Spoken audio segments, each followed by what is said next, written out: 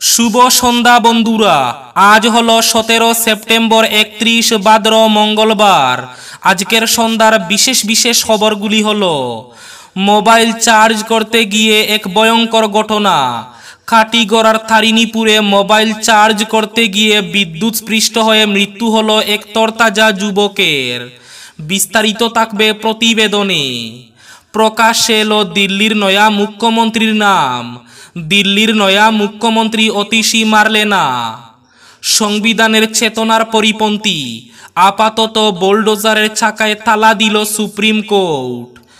আজ বিশ্বকর্মা পুজোর দিন সলগইয়ে এক ভয়ঙ্কর সড়ক দুর্ঘটনা। বাইকের ধাক্কায় মৃত্যু হলো এক মহিলার, গুরুতর আহত এক শিশু। আজ থেকে শুরু হয়েছে সিটেটের অনলাইনে আবেদন। পরীক্ষা হবে আগামী 1 ডিসেম্বর।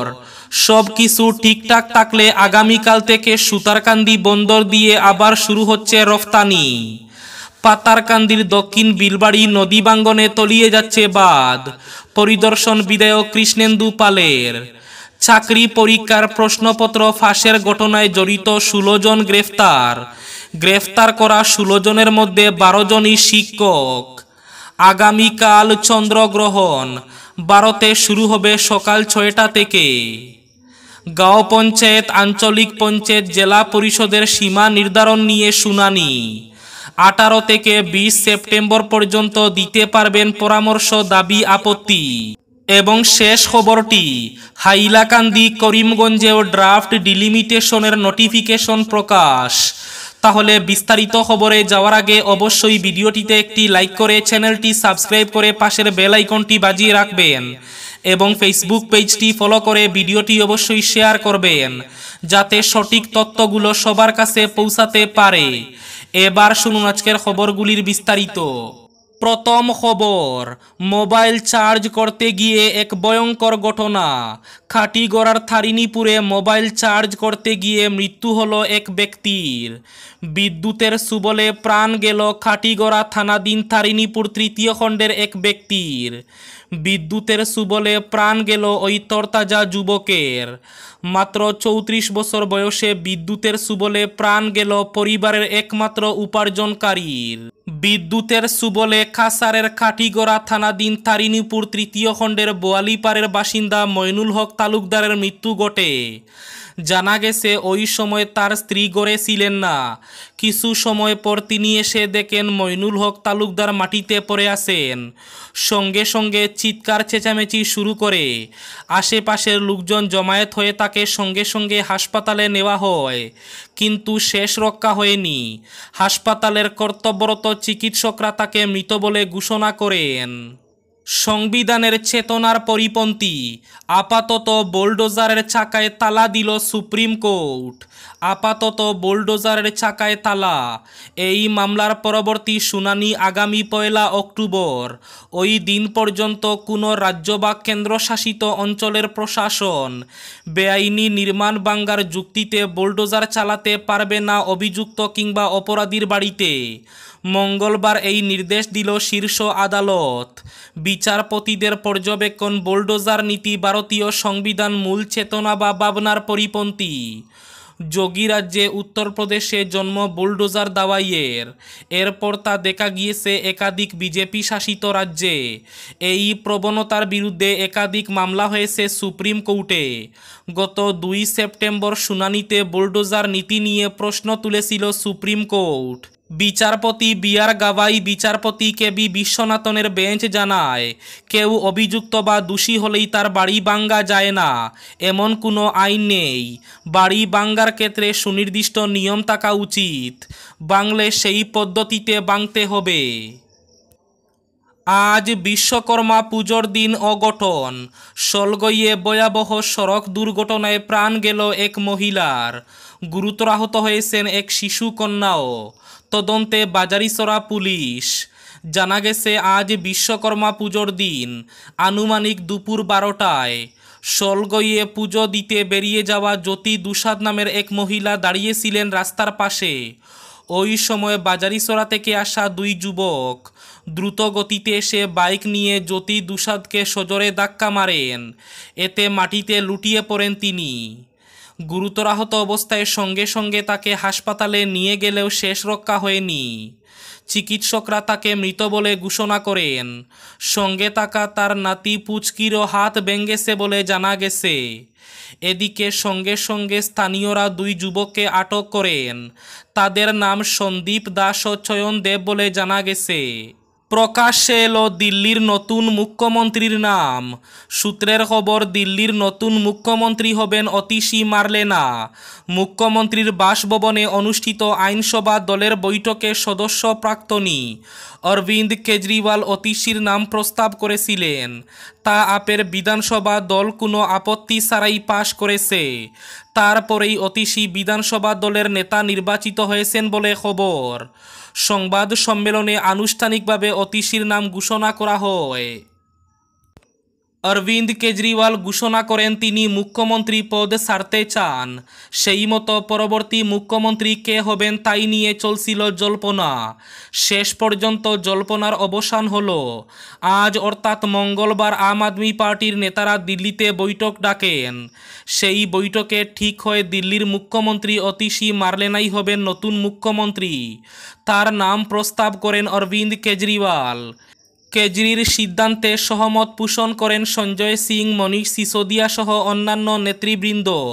তাই দিল্লির কুর্সিতে এবার বসছেন মহিলা মুখ্যমন্ত্রী। এর আগে শীলা দীক্ষিত কংগ্রেসের তরফে দিল্লির মুখ্যমন্ত্রী হন। তাই দেশে আরও এক মহিলা মুখ্যমন্ত্রী পাচ্ছে। বাংলার মুখ্যমন্ত্রী মমতা বন্দ্যোপাধ্যায় ছিলেন একমাত্র মহিলা মুখ্যমন্ত্রী। এবার দিল্লির মসনদে মহিলা মুখ্যমন্ত্রী বসায় নারীদের ক্ষমতায়ন বিস্তার লাভ করছে বলে রাজনৈতিক মহল মনে করছে। আজ থেকে শুরু হয়েছে সিটেটের আবেদন। আগামী 1 ডিসেম্বর রবিবার সিটেটের পেপার 1 এবং পেপার 2 এর পরীক্ষা অনুষ্ঠিত হবে। ইতিমধ্যে নোটিফিকেশন জারি করা হয়েছে। আগামী 1 ডিসেম্বর হবে সিটেটের এই পরীক্ষা। এর জন্য আজ থেকে অনলাইনে আবেদন শুরু হয়েছে। ইচ্ছুক প্রার্থীরা শুধুমাত্র অনলাইনে সিটেটের ওয়েবসাইটের মাধ্যমে আবেদন করতে পারবেন। আবেদন করতে প্রার্থীদের ctet.nic.in এই ওয়েবসাইটের মাধ্যমে করতে হবে। আজ থেকে অনলাইন অ্যাপ্লিকেশন প্রসেস শুরু হয়েছে। আজ অর্থাৎ 17 সেপ্টেম্বর থেকে শুরু হয়েছে, চলবে অক্টোবরের 16 তারিখ পর্যন্ত। আগামীকাল অর্থাৎ 18 সেপ্টেম্বর বুধবার চন্দ্রগ্রহণ। ভারতীয় সময় অনুযায়ী চন্দ্রগ্রহণ শুরু হবে সকাল 6টা11 আংশিক চন্দ্রগ্রহণ ঘটবে সকাল 7টা42 সকাল 8টা14 চন্দ্রগ্রহণ সর্বোচ্চ পর্যায়ে থাকবে। উপছায়া গ্রহণ শেষ হবে সকাল 10টা17 18 সেপ্টেম্বরের চন্দ্রগ্রহণ ভারতে দৃশ্যমান হবে না, কারণ যে সময় চন্দ্রগ্রহণ হবে সে সময় ভারতে সকাল হবে। তাই ভারতীয়দের জন্য এই গ্রহণ দেখা বাধা হয়ে দাঁড়াবে। গাঁও পঞ্চায়েত, আঞ্চলিক পঞ্চায়েত, জেলা পরিষদের সীমা নির্ধারণ নিয়ে শুনানি। 18 থেকে 20 সেপ্টেম্বর পর্যন্ত দিতে পারবেন পরামর্শ, দাবি, আপত্তি। আগামী 18 থেকে 20 সেপ্টেম্বর দেওয়া যাবে দাবি আপত্তি। 22 সেপ্টেম্বর দাবি আপত্তির পরীক্ষণ এবং নিষ্পত্তির শুনানি হবে। 23 থেকে 25 সেপ্টেম্বরের ভেতরে জেলা পর্যায়ে দল সংগঠন এবং ব্যক্তির শুনানি গ্রহণ করা হবে এবং 27 সেপ্টেম্বর প্রকাশ করা হবে চূড়ান্ত তালিকা। এদিকে করিমগঞ্জ, হাইলাকান্দিতেও ড্রাফট ডিলিমিটেশনের নোটিফিকেশন গ্রাম পঞ্চায়েত, আঞ্চলিক পঞ্চায়েত, জেলা পরিষদের জন্য প্রকাশ করা হয়েছে। এতে হাইলাকান্দিতে টোটাল এলএসি রয়েছে 2টি, হাইলাকান্দি এবং আলগাপুর কাটলিছড়া। জেডপিসি রয়েছে 8টি, কাটলিছড়া, বরুণচেরা, বিলাইপাড়, রাজেশ্বরপুর, কালীনগর। সাউথ হাইলাকান্দি, রামচন্দি, বাউয়ারঘাট, রাঙ্গাউটি এবং আলগাপুর। এপি সংখ্যা রয়েছে 5টি, কাটলিছড়া, লালা, হাইলাকান্দি, সাউথ হাইলাকান্দি এবং আলগাপুর। পাতারকান্দির দক্ষিণ বিলবাড়ি গ্রামে বসবাসকারী জনগণের মনে এখন বন্যা আতঙ্ক বিরাজমান রয়েছে। বারবার দাবি জানিয়ে আসলেন গ্রামের শিব মন্দিরের পাশে লঙ্গাই নদীর বাঁধ সঠিকভাবে মেরামত করা হচ্ছে না বলে অভিযোগ স্থানীয়দের। ফলে বাঁধে বাঙ্গনস্থলে ফের বিরাট ধস দেখা দিয়েছে। এতে আতঙ্কে ভুগছেন গ্রামবাসী। অভিযোগ মতে দক্ষিণ বিলবাড়ি শিব মন্দিরের পাশ দিয়ে বয়ে যাওয়া লঙ্গাই নদীর বাঁধে বিরাট আকারের ফাটল দেখা দিয়েছে। পুরোপুরিভাবে চলাচলের অনুপযোগী হয়ে পড়েছে বাঁধটি। তখন সঙ্গে সঙ্গে গ্রামবাসীর এমন বিষয়টি সংশ্লিষ্ট বিভাগীয় আধিকারিক সহ স্থানীয় বিধায়ক কৃষ্ণেন্দু পালকে অবগত করেছিলেন জল সম্পদ বিভাগের জেলা কার্যনির্বাহী আধিকারিক, পাতারকান্দি সহ কার্যনির্বাহী আধিকারিক এবং বিভাগের অন্যান্য আধিকারিকরা এসে সরজমিনে বাঙ্গনস্থল পরিদর্শন করেন এবং পরে সাময়িক মেরামতের কাজে হাত দেন। এমন খবর পেয়ে পাতারকান্দির বিধায়ক কৃষ্ণেন্দু পাল সোমবার বিভাগীয় আধিকারিককে সঙ্গে নিয়ে সরজমিনে বাঙ্গনস্থলে উপস্থিত হয়ে সম্পূর্ণ দৃশ্য পরিদর্শন করে দেখেন। পরিদর্শনকালে বিধায়ক বাঙ্গনস্থলের এমন বেহাল অবস্থা দেখে চমকে উঠেন। সঙ্গে সঙ্গে তিনি তার সঙ্গে থাকা বিভাগীয় জনৈক আধিকারিককে অতি শীঘ্রই বাঁধের বাঙ্গন রোধ করতে প্রয়োজনীয় ব্যবস্থা নিতে বলেন। এবার শেষ খবরটি। বুধবার থেকে সুতারকান্দি বন্দর দিয়ে ফের শুরু হচ্ছে রফতানি। প্রায় 1.5 মাস পর সুতারকান্দি বন্দর দিয়ে আবার রফতানি করার সিদ্ধান্ত নিয়েছেন করিমগঞ্জের রফতানিকারীরা। সব কিছু ঠিকঠাক থাকলে আগামীকাল অর্থাৎ বুধবার থেকে রফতানি ব্যবসা শুরু হবে বলে জানা গেছে। এ ব্যাপারে বাংলাদেশের আমদানিকারক এবং রফতানিকারক সংস্থার সঙ্গে আলোচনা হয়েছে। এর পরিপ্রেক্ষিতে রফতানি শুরু করার সিদ্ধান্ত নিয়েছেন করিমগঞ্জের ব্যবসায়ীরা। এই ছিল আজকের সন্ধ্যার বিশেষ খবরগুলি। ভিডিওটি অবশ্যই লাইক করে শেয়ার করে দেবেন।